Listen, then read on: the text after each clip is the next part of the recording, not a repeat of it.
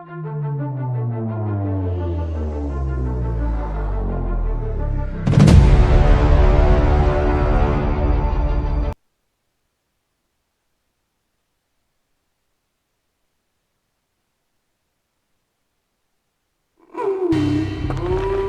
Punchinello. Lisa Punchinello was the Don's wife. Mona Sachs. Lisa's evil twin. Your safety's off, evil twin.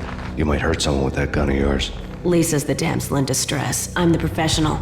I'd blow you away without batting an eye. Sure, and you can check out my credentials splattered all over this joint. Jack couldn't have framed you. Not the state he was in. We're after the same slime bag. Angelo Punchinello's the one who murdered your friend and framed you with it. You know this for a fact. I've got my sources. I don't have a clue these days. I just shoot them as they come. Who put a contract on the archfiend? This one's mine. I hate the guts of that sadistic wife-beater. Why not pool our bullets for this one? I thought you'd never ask. My finger was starting to twitch. How do you like your whiskey? I'm easy, as long as you don't try to slip me a Mickey. You're a real angel, Max. It was good stuff. Tasted sweet as honey going down. Nothing personal. Can't risk you going berserk and getting Lisa killed.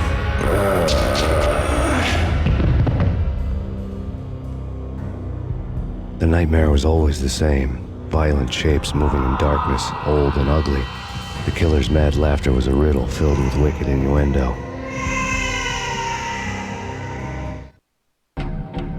Somewhere, the baby was crying.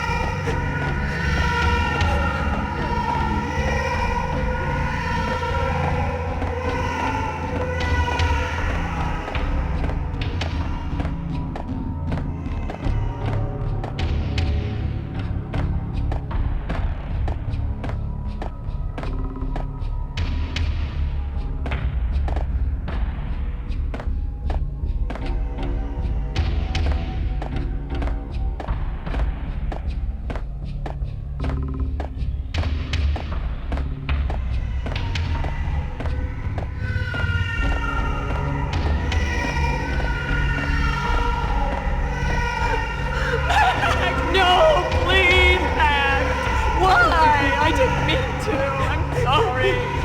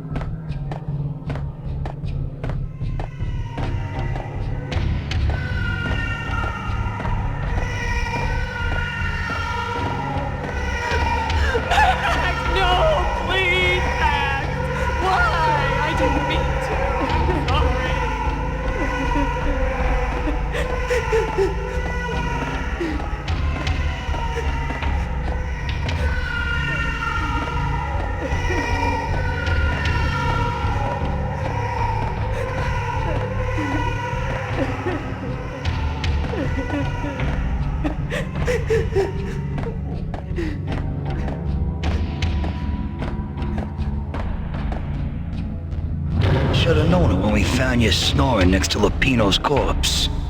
A comedian, huh?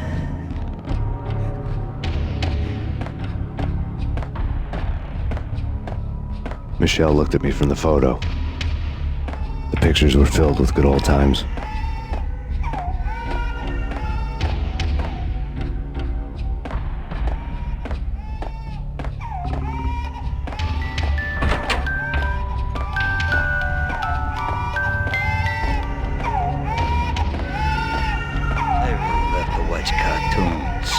Captain Baseball Bat Boy's my favorite.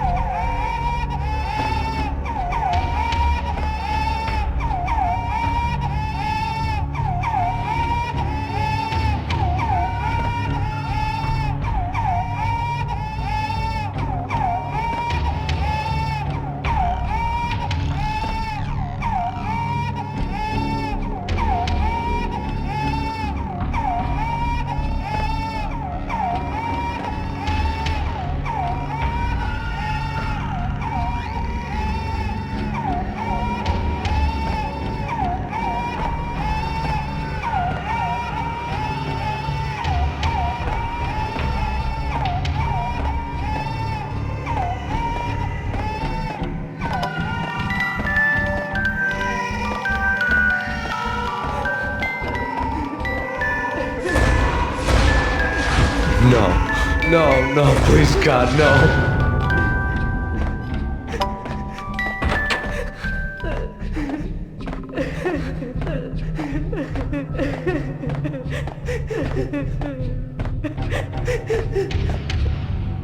Slice him, dice him, shoot him full of holes, blow him to bits, vaporize him, disintegrate him. No matter what you do, they'll still be back, good as new. Michelle's diary lay on the table. Max, no, please, Max. Why? I didn't mean to. I'm sorry.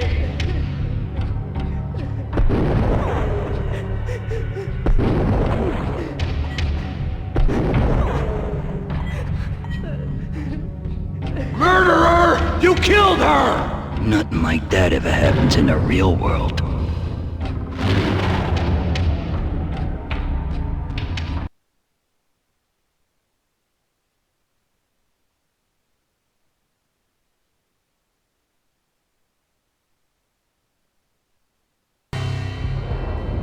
I woke up in a bad dream. My head felt 2 sizes too small for my brain, Max Payne, I envy your name. and the killer was smiling. Pleased to meet you. I'm Frankie the Bat Niagara.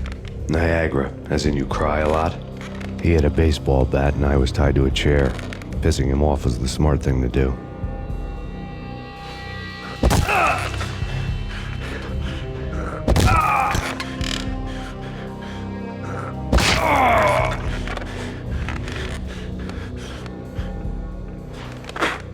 Nothing wrong with a little laugh now and then. Take me, for example. I love to watch cartoons. Cartoon violence is a fascinating thing. Let's take a break. I need to take a leak and maybe grab a cold one at the bar. Don't worry. I'll be back to finish this off. And then, it's checkout time. You play, you pay, you bastard. He swaggered out, and the door clanged shut behind him, locks clicking into place. Everyone makes mistakes. Mine hadn't been to crack jokes about the goon with the bat. He'd have cracked my skull regardless. It hadn't even been to trust a girl with a gun. I had blindly gone after the first bad guy on my hit list when I should have been aiming further up the ladder, at the head of the Punchinello family.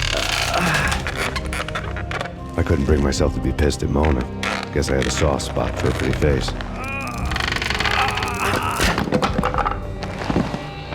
But when somebody decides to play baseball with your head, you tend to get sore. They had dragged me back to the basement of Lupino's hotel. I was beaten, bruised, and blue. I felt like the chair I had broken to get free.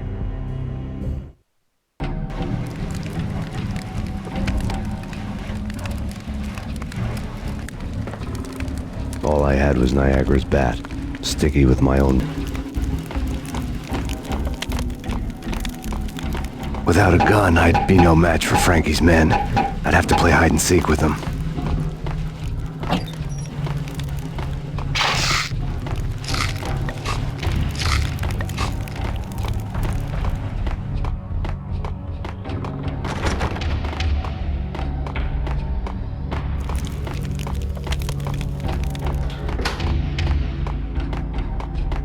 It's Frankie's stuff. We'll take care of it. Yeah, I know. Just I wouldn't mind having a... Hold it! What the? Hey, it's Payne!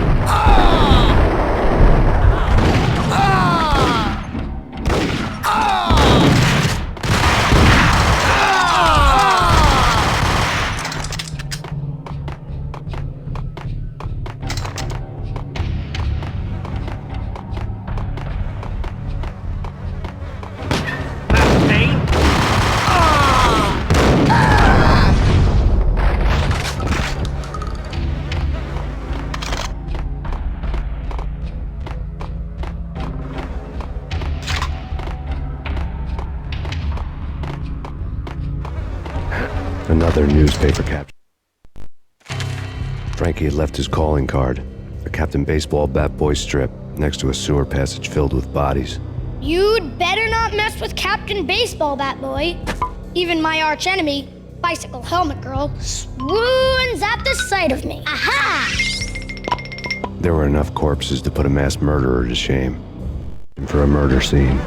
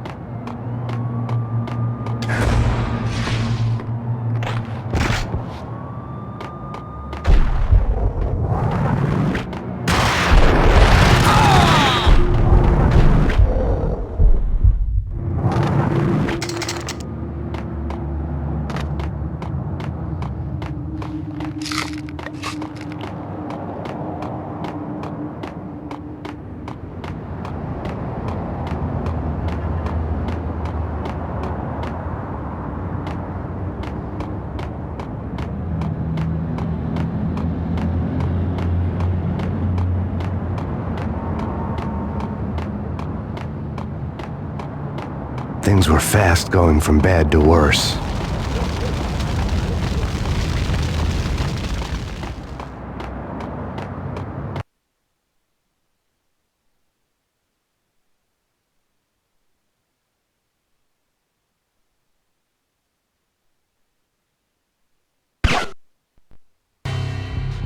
The men in blue had come and gone. They had decorated the place with chalk outlines and tied it together with yellow tape. The cops who had stayed behind were dead. Frankie, his boys, and I had the place all for ourselves.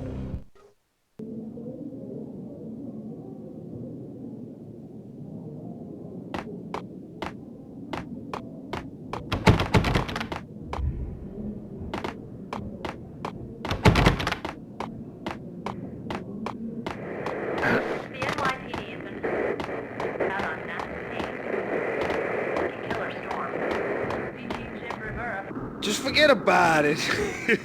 Just forget about it. Hey, just forget about it. That crazy witch, you should have heard her. She was a real scream when the boys caught her trying to cap the Don. Oh, that's friggin' bad. To the trio? That's even worse than what Frankie's doing to that poor bastard downstairs. She's gonna take a long time to die. The mobster muscle on the phone was talking about Mona. Punchinello's trio were nothing but bad news.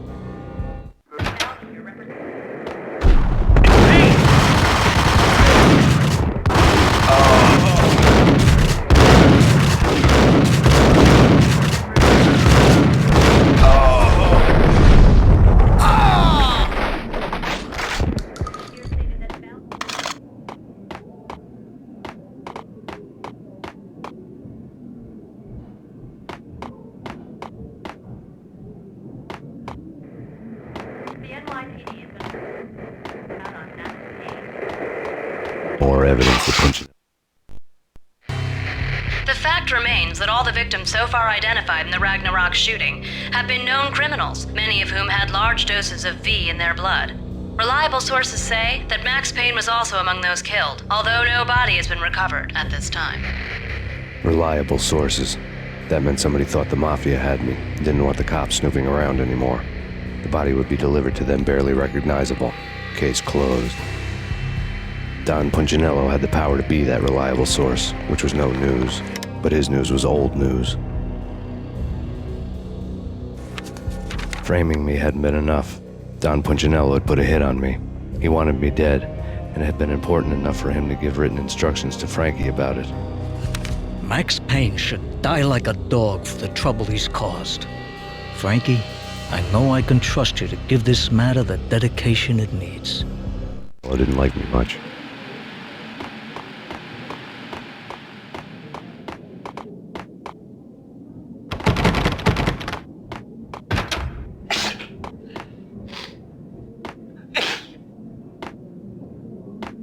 What the?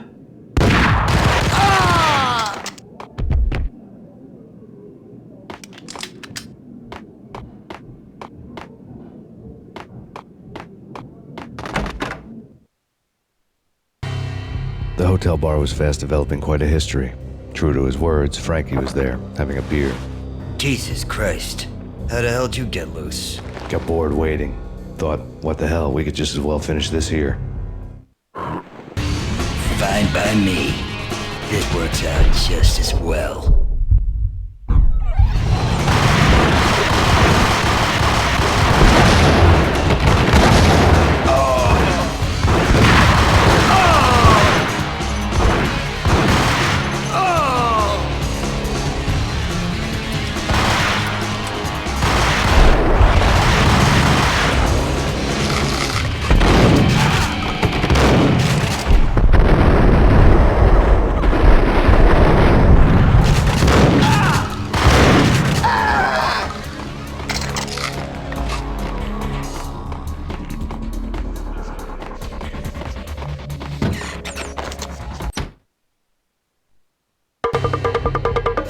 Thank you. You've been a lovely audience. Had enough? I don't play with girls anyway. Unfair! I spotted the tail as soon as I left the hotel. A big black Mercedes. I'd seen the car before. That time it had heralded impressive explosions. Vladimir was back. Bang. You're dead, Max Payne. I might have laughed if I remembered how. What's this supposed to be? Cops and robbers? Look, you want something with me? Get in line. Peace, man. Relax. You know you are a real news item. Armed and dangerous. I am going to make you an offer you can't refuse. I've always wanted to say that. It's a bum rap. I've been framed. Well, that's a moot point. Whatever you did or did not do, I'm sure you had good reason for doing it. Want to hear me out? I'm listening.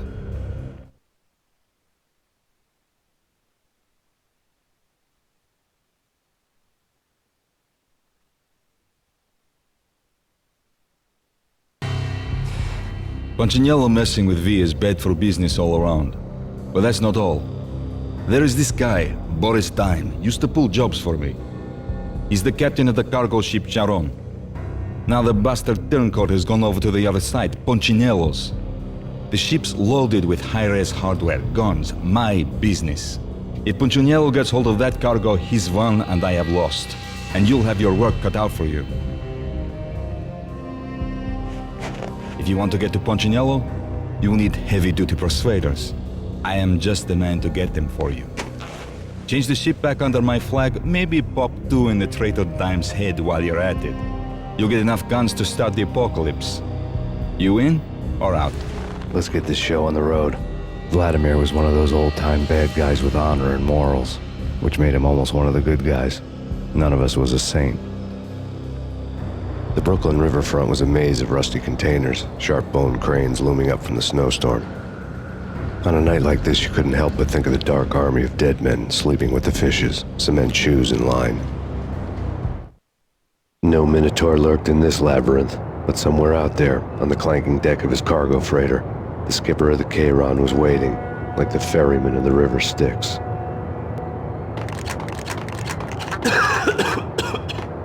Yo!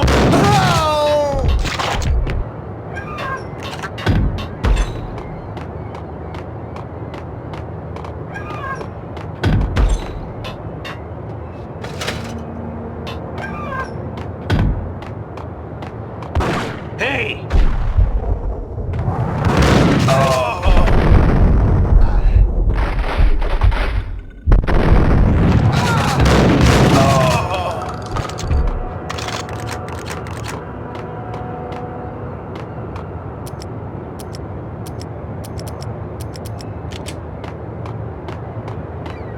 Both of them beat to a pulp.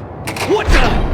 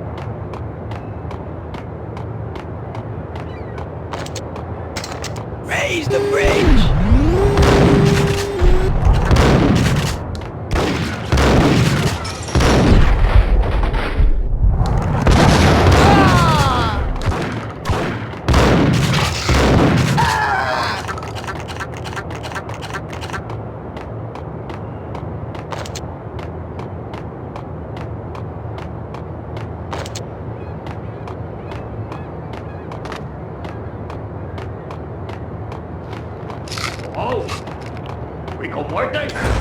This way. In here.